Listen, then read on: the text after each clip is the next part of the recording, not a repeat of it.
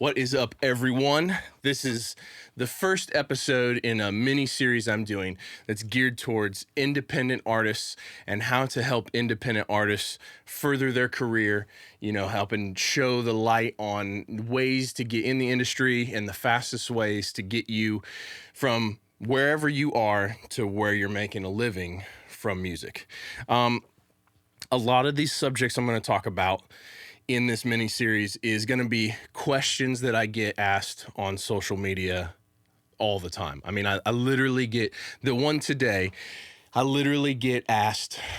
It's got to be every other day someone asks me the best way to go about doing this. So if you're watching on YouTube, I'd really appreciate if you give me a subscribe and hit the bell icon, turn on your notifications.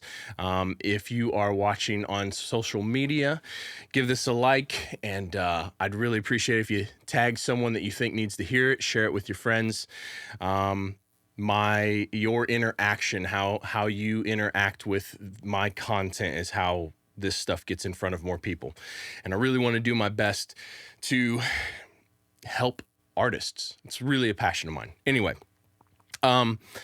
check out Colt Capperrune on Instagram and Colt Capperrune on Facebook and coltcapperrune.com. Let's get to it. How to get a manager. That is a question that I get constantly, and I'm going to kind of roll this together into how to get a booking agent as well, because they're kind of the same thing. How to get a manager, how to get a booking agent. They're very, very similar. They operate in a very similar way. And so I figured I could roll these together. And so here we go. So the first thing I think is really important is understanding how managers and booking agents operate, how their side of the business works, and how they make their money, because this is really going to be important, how they make their money. This is really going to play into how you get a booking agent or a manager. So booking agents and managers typically take a percentage of the artist's income. A manager may take a percentage of your total income. A manager may take a percentage of your album sales. Every manager is going to be a little bit different. A booking agent will typically take a percentage of your income from your shows. Pretty common for both of them to make somewhere in the 10 to 15% ballpark. So, when you're looking at a manager, you're talking about 10 to 15% of your total career. And then when you're talking about a booking agent, you're talking about 10 to 15% of whatever you make at your shows. So when you put that together, you're potentially talking about, 20 to 30% of your total income, depending on how you make your money. 20 or 30% of your total income is going to go to booking agents and managers. So the best way to really understand how you can get a manager or a booking agent is to approach things from this point of view and understand how they make their money. So, if let's say you as an artist are making $100,000 a year. Awesome, right? You think you're baller. To a lot of independent artists, making $100,000 a year would be like a dream come true. But your manager, we're going to go with 10% on the low side.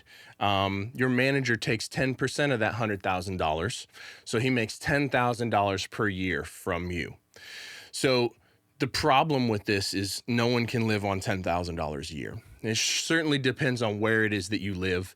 Nashville is more expensive than a lot of places in the country, less expensive than New York and LA. But $10,000 a year is obviously not even remotely possible. You have got to make 40,000, 35, 40,000 to not live in a terrible part of town and not, eat ramen noodles every day.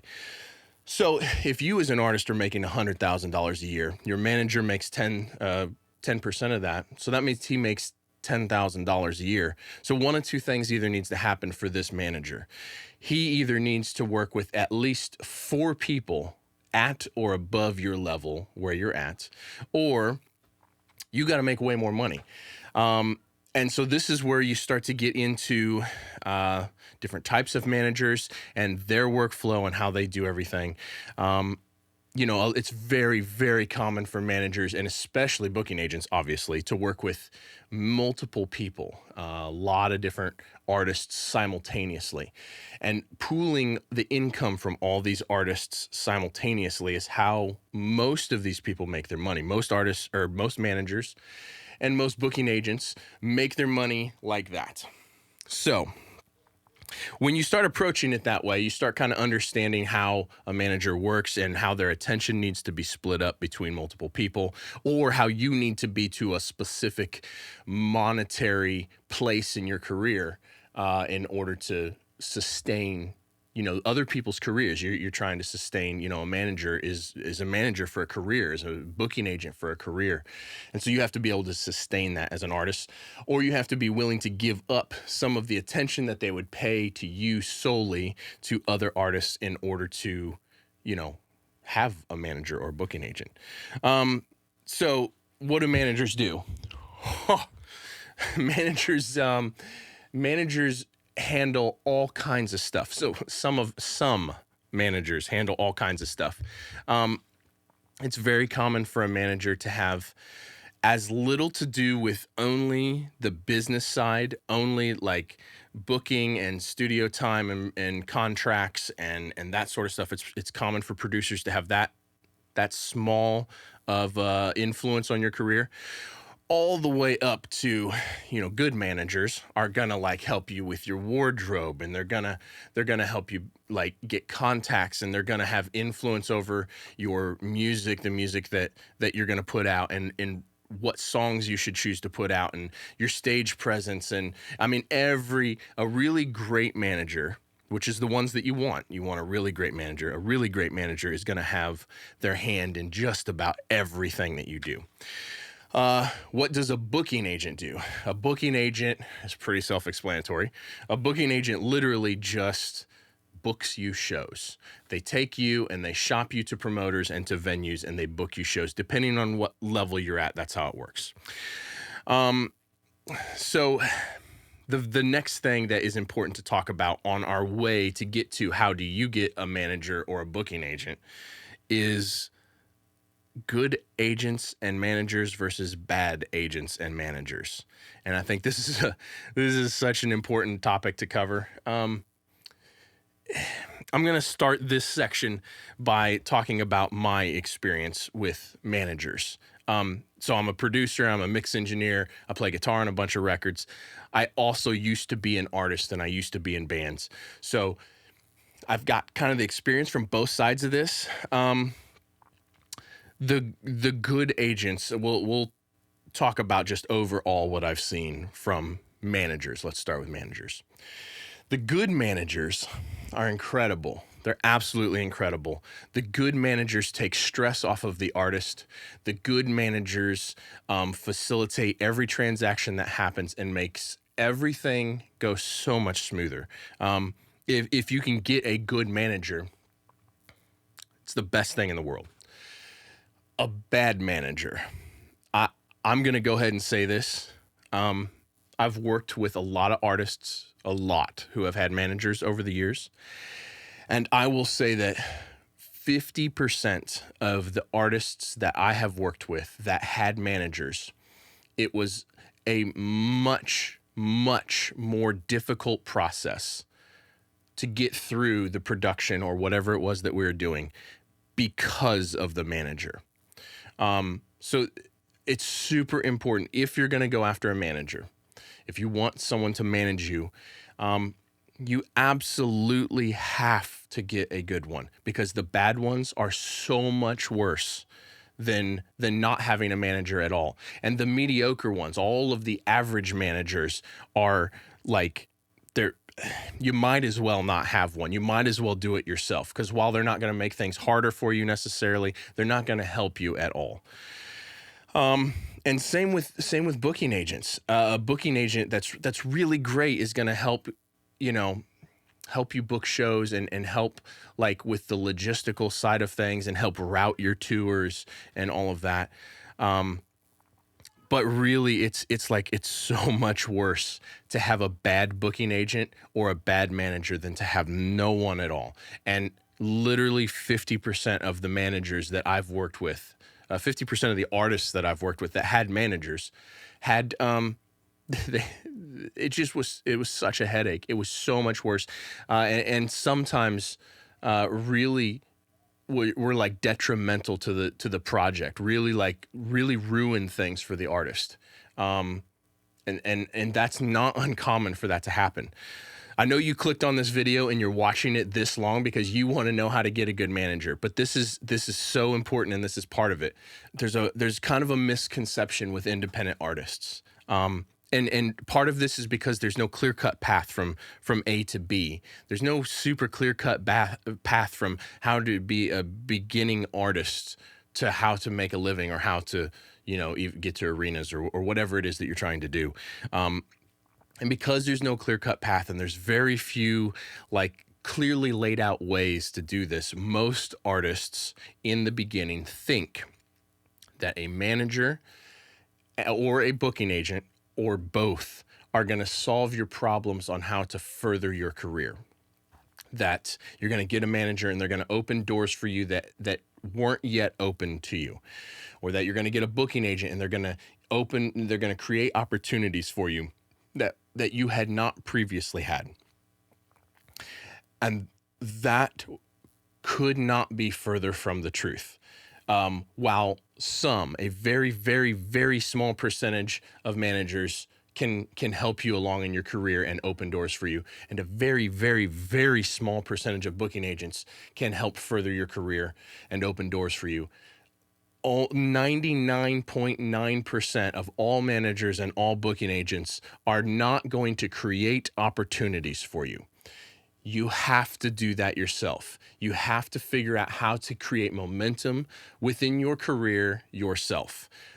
This is not something that's popular. This is not something that most artists want to hear, but I promise you this is how it works. So, how do you get a good manager, and how do you get a good booking agent? The first way is luck.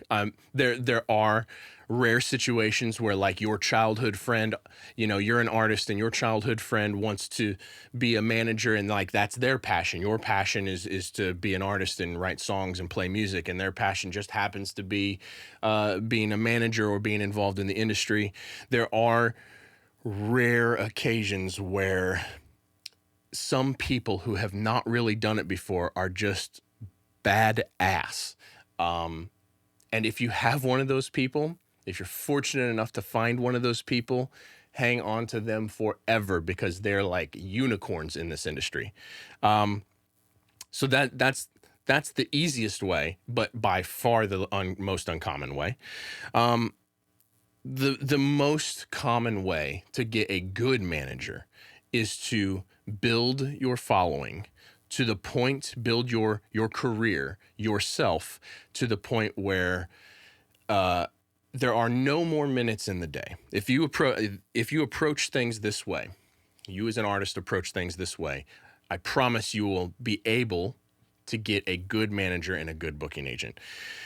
Build your career to the point where a good manager and a good booking agent sees you as a financially viable option. Because at the end of the day, the entire music industry, they might love you, they might love your music, and they might believe in you. But if they can't make any money off you, if they can't pay their bills with you, I want to make that real clear, most good agents and most good managers will not work with you until you are a financially viable option for them. And so the very best way for you to get a good manager and a good booking agent is to view your career like you are going to build the whole thing yourself, which is intimidating. I get it. And I'm going to have a whole bunch more videos here coming up about how to get all these other facets of your career as an artist, how to further them, and how to build your career and build what it is that you're doing into something that is going to help you acquire a manager or a booking agent. But you You work yourself, you book your own shows, and you manage your own career. And you do this until there are literally not more minutes in the day. You wake up at 8 a.m. and at 8:30 you're working on your career, and you don't stop until 10 p.m., 12 p.m. And when you're doing that 7 days a week, you really can build your career. Once your career is really moving and you become a financially viable option, I promise you the good managers and the good booking agents, along with a whole bunch of other people, great producers and record labels and whatever else, they're going to approach you because you're doing something. You're making something happen. You're proving to people that you have a product. And by product, I mean yourself as an artist and the music that you're putting out. You have a product that is worth something. And a product that is worth something gets the attention of everyone. And so I promise you that is by far the best way to get in front of people, to get a good manager and a good booking agent.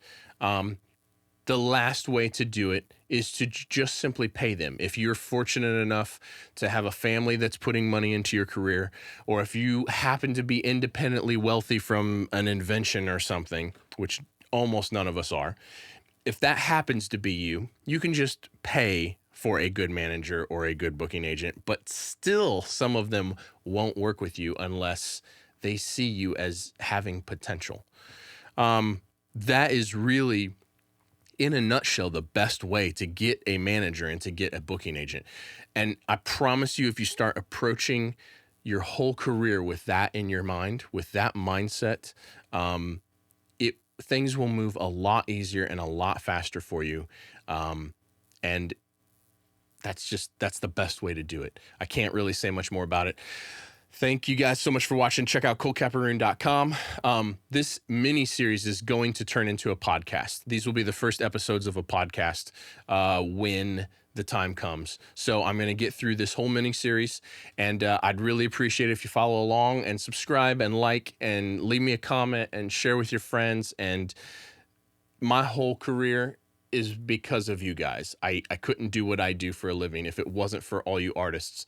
And this is my way of trying to give back and trying to help more artists along and try to help people.